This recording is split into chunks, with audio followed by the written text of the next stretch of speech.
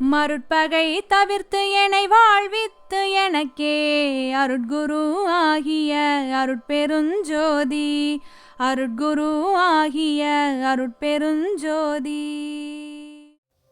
மருள் என்பது பொய்யான ஒன்றை உண்மையானது போல் தோற்றமளிக்கக்கூடிய ஒன்றாகும். உதாரணமாக, கோயில் திருவிழா நடக்கின்ற இடத்தில் ஒருவன் சாமி ஆடுகின்றான் என்று வைத்துக் கொள்வோம். அவன் மீது அம்மன் வந்திருக்கிறாள் என்று நம்புகின்ற மக்கள் சிலர் உண்டு.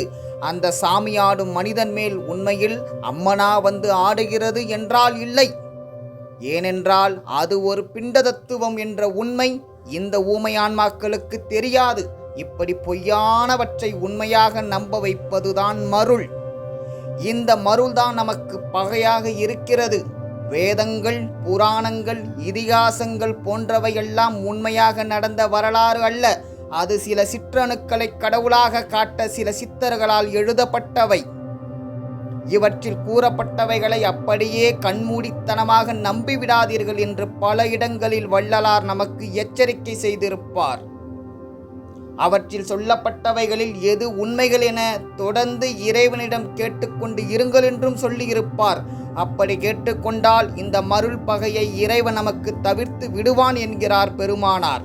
வள்ளலார் இறைவனிடம் தனக்கு உண்மையை தெரிவிக்குமாறு கேட்டதற்கான ஆதாரம், நன்னாளும் கடந்தே ஒளிர் ஞான சபாபதியே, பொன்னாரும் சபையாய் அருட்பூரண புண்ணியனே, என்னால் ஆவது ஒன்றும் உனக்கில்லை, எனினும் வெந்தாய் உன்னால் வாழுகின்றேன், எனக்கு உண்மை உரைத்தருளே என கேட்கிறார் வள்ளலார். அப்படி கேட்டதால் எனக்கு மருட்பகையை தவிர்த்து என்னை வாழ்வாங்கு வாழ்வித்து எனக்கு குருவாகியும் விளங்கிவிட்டவர் எல்லாம் வல்ல அருட்பெரும் ஜோதி ஆண்டவர் என்கிறார் வள்ளலார்.